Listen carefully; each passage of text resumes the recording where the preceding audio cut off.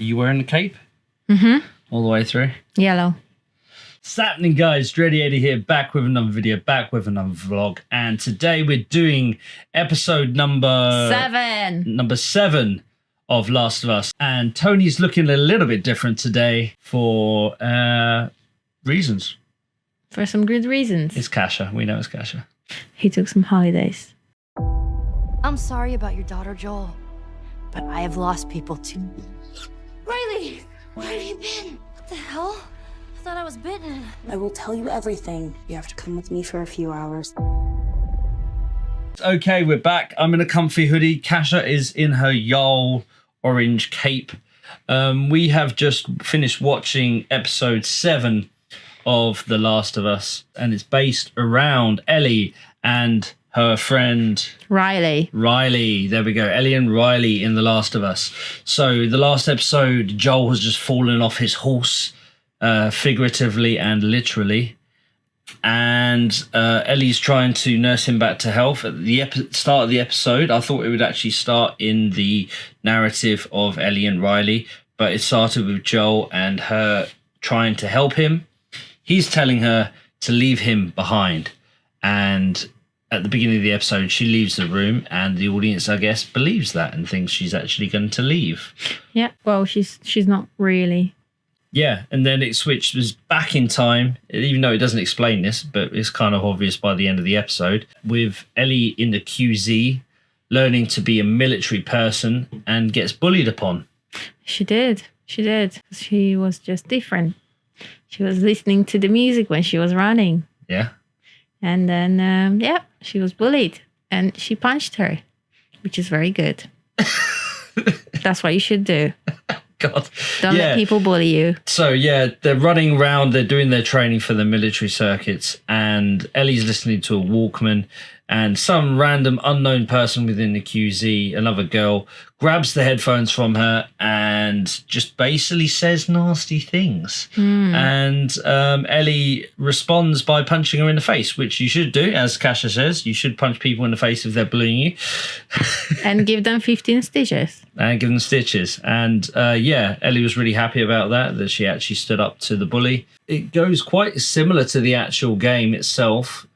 In that Riley sneaks in and Ellie pulls out a knife thinking it is a zombie instead of Riley. Were you surprised by that? Did you think it was an actual zombie, Kasia?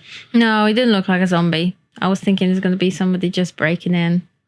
I was thinking by the shadows they were trying to make it look like it was a zombie coming through, but the fact that they closed the window after them was kind of a giveaway. And they weren't like limping or anything. They looked like just a normal person, to me at least.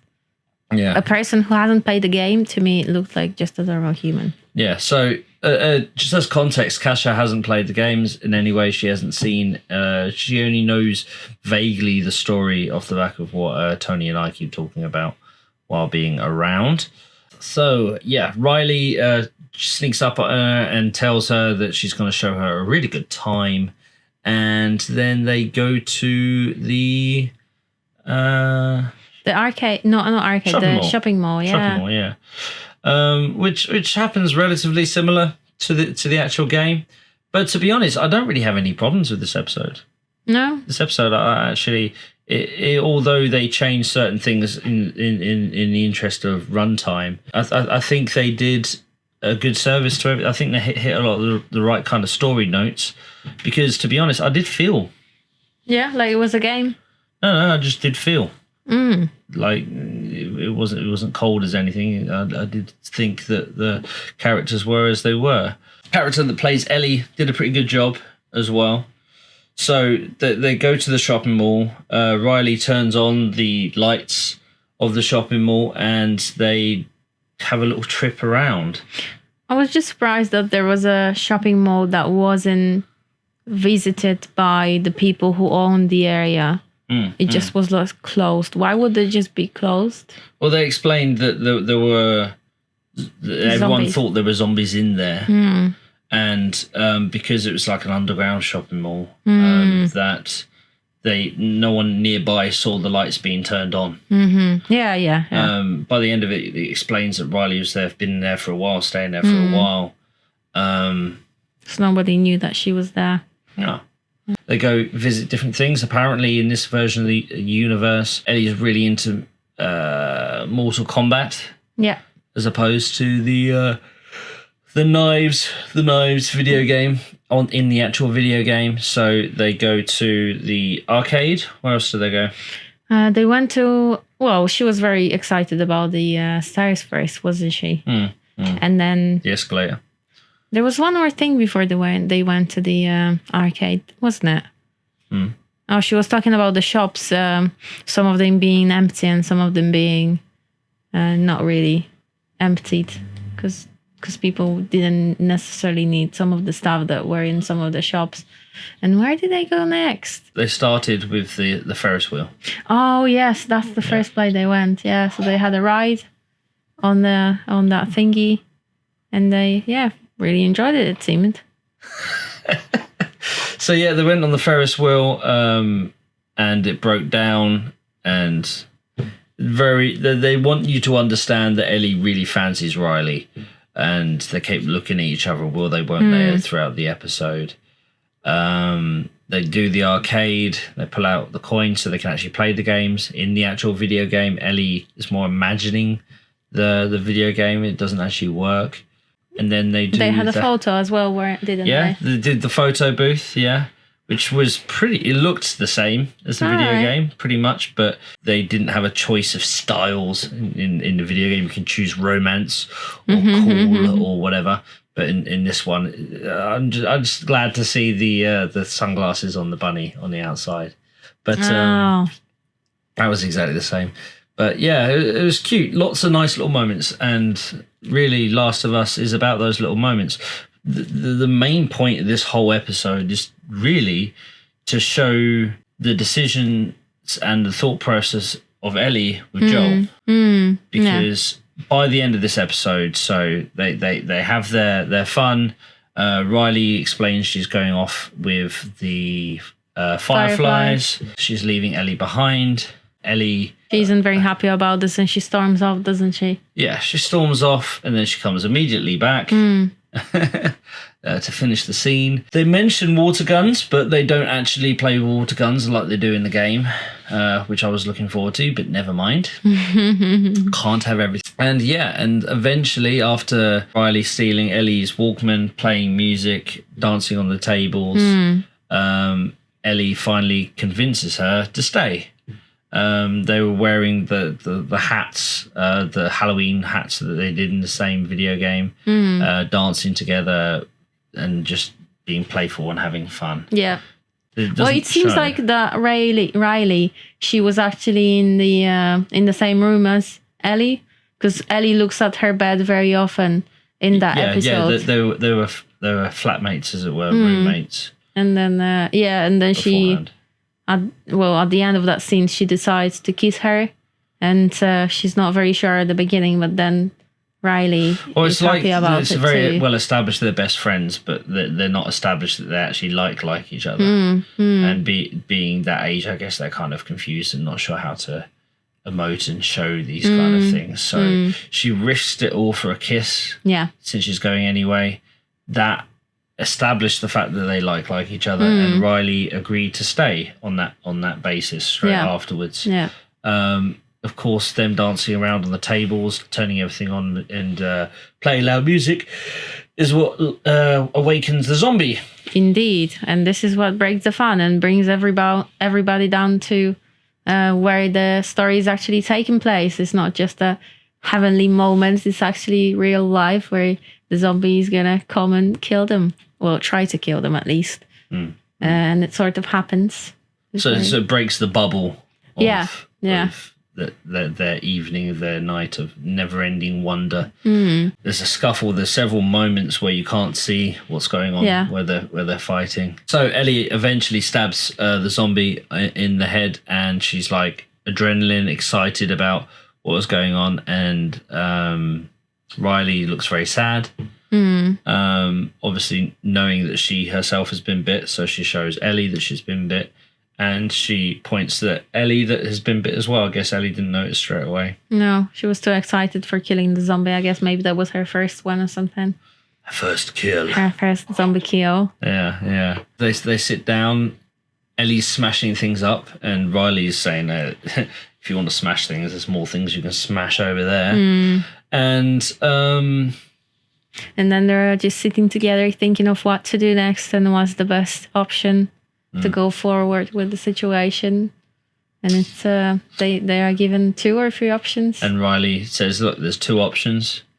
We can take the easy route, which is shooting each other in the head, which she's not a fan of, or the second option, which is the main point of the whole episode, that even though it doesn't make sense, that every moment with the people that you love is important. Riley was very much explaining in this episode that it's important for her to have family, by Ellie saying that she likes her, becomes that family in that moment. And Riley wants to spend every moment she can with her, even if the end is coming, or no matter how close the end is, if it's 2 minutes or 2 days, that it's worth holding on to those moments for. It doesn't explain any further than that, obviously. Like, this is a prequel. One of them dies. It's not Ellie. And it goes back to the scene with Joel and Ellie, with Joel being not very well. Yeah. Ellie was walking away. I don't think at any point she was really thinking about leaving Joel, but thematically for the story, she had to walk away. And this is what's going through her head, that no matter what, she will fight, and she will do whatever it takes to spend an extra day, however long it takes, and she'll fight for extending that as long as possible. And she just goes to search for any things that can be helpful in the house, and she finds some sewing kit. Yeah. And she sews up the wound. And those shots of Ellie looking up at Ellie, I don't think they really showed her in that kind of light anywhere else so far. The fact that she was determined. It's not just, she's not just made her mind up. She's determined that, because she's cringing, there's loads of emotions going around, Joel's dying, there's loads of blood and all this kind of stuff, but no matter what, she's determined to try and stitch them back together. Yeah. So and at the end, they showed a very nice moment when they held each other hand, just to show that they are really just gonna stick together from now on, maybe. Yeah.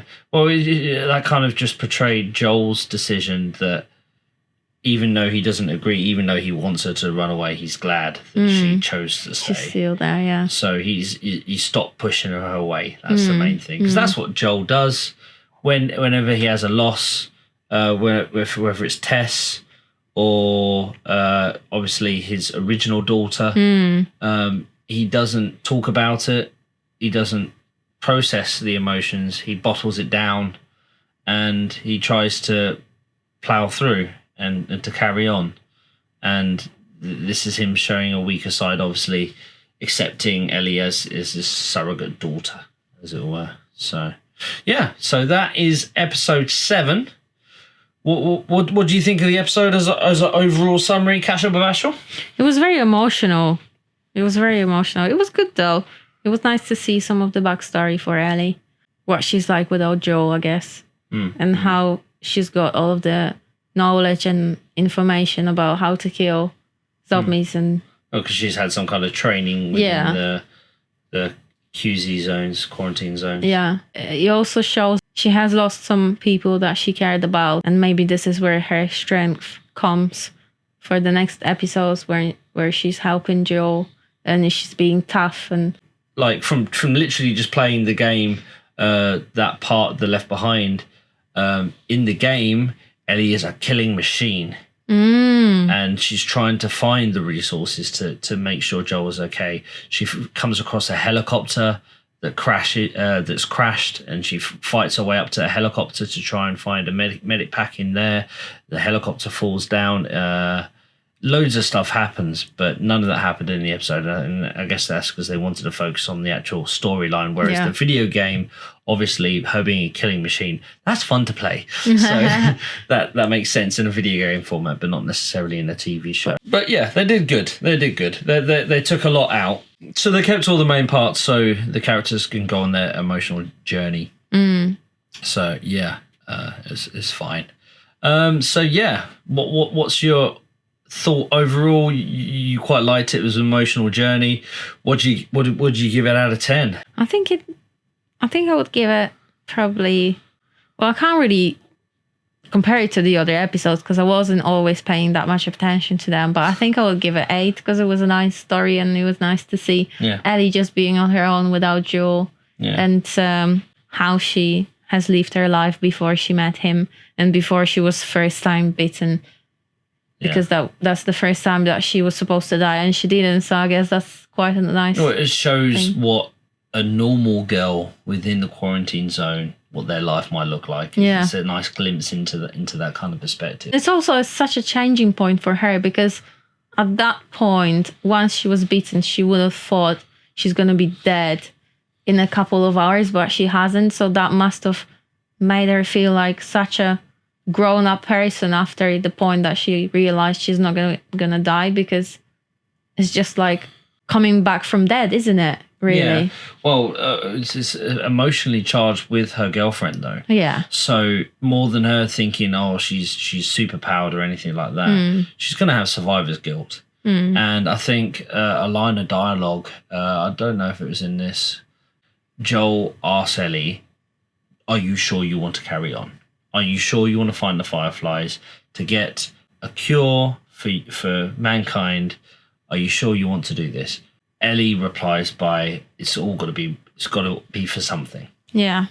Yeah. So that's her thought process in terms of surviving, survivor's guilt, her mum dying, her first girlfriend dying, Tess dying, and then everyone else leaving her in her life. Her thought is, it must be for something. And I think that will be explained at the beginning of the next episode. So only remembering that, obviously, because I have the advantage of actually playing the game as well. Yeah. In terms of characters, I said in previous reviews that I wanted some more of the slower stuff to slow down and actually hear about the characters. And we got that in this episode. Very little action, very little zombies, only one zombie in this one. And again, shows another little story with the main characters and the universe and fulfilling that creation of the world around them. So yeah, I really quite enjoyed it as well. So you gave it an 8? I would give it an 8, yeah. I think I was a bit too generous. I think I was swayed by Tony on the last one, with Joel getting stabbed and all that kind of stuff on the last episode. I think I will drop down to a 7.5. So I've gone from an 8.5 to a 7.5. I think I was heavily swayed by Tony. But I think it's a solid episode. I think it's really good in terms of learning the story of the characters and progressing their motives, and obviously bringing Joel and Ellie closer together. So yeah, I'm going to go for an 8. We're both going for an 8. Yeah. Still very high score for this. But it's nice though, because like you said, they are not relying on just action, which you would think would be the main attraction to the show for people. They are relying on the actual story, which is something that is more valuable. What do you think of the series as a whole, especially as someone who doesn't like scary content? I like those little things, but I also like especially with this episode, because they were showing the emotional part where she met again her girlfriend and she wasn't dead and they were spending time together, but then they brought it back to reality with launching that zombie onto them, which is what I like, because so they're forgetting the apocalypse and they forget it for a moment, but then the show is still bringing it back in and reminding them that no, actually it's the real life. You need to be always careful, and it's what it is. It's not heaven. You need to remember where you are and what you're doing. Which I guess is the dichotomy, the juxtaposition, the both sides of the leaf between Ellie and Joel and why they work well together. Ellie is forever finding happiness in little things. Yeah. Whereas Joel is a very pessimistic person, and they've got things to learn from each other. Absolutely, yeah. Yeah. Okay, cool. Thank you very much for watching, guys. Thank you for watching this episode. We recommend you watching another one next week. Hopefully, we will do it again on a Monday. Hopefully, Yeah. If Eddie is off. I'm not gonna have this edited today. No. Might well do it tomorrow. But thank you very much for watching Ed and Tony plus Kasia TV reviews. That's not even coming. Can you hear that? No. What was it supposed to be? Let's try again. Tony Maloney Macaroni Peroni. There we go. Thank you very much for watching Ed and Tony plus Kasia TV reviews. Tony Maloney Macaroni Peroni. Tony's on holiday, so he couldn't join us this week. But thank you very much to Kasia for stepping in at the last moment to make sure these episodes don't get delayed too much like last week. And please like and subscribe, and we'll catch you guys in the next video. Thank you. Peace. You're good. You're good. You're good. You're good. Absolutely. Oh, Absolutely. There we go. See you later.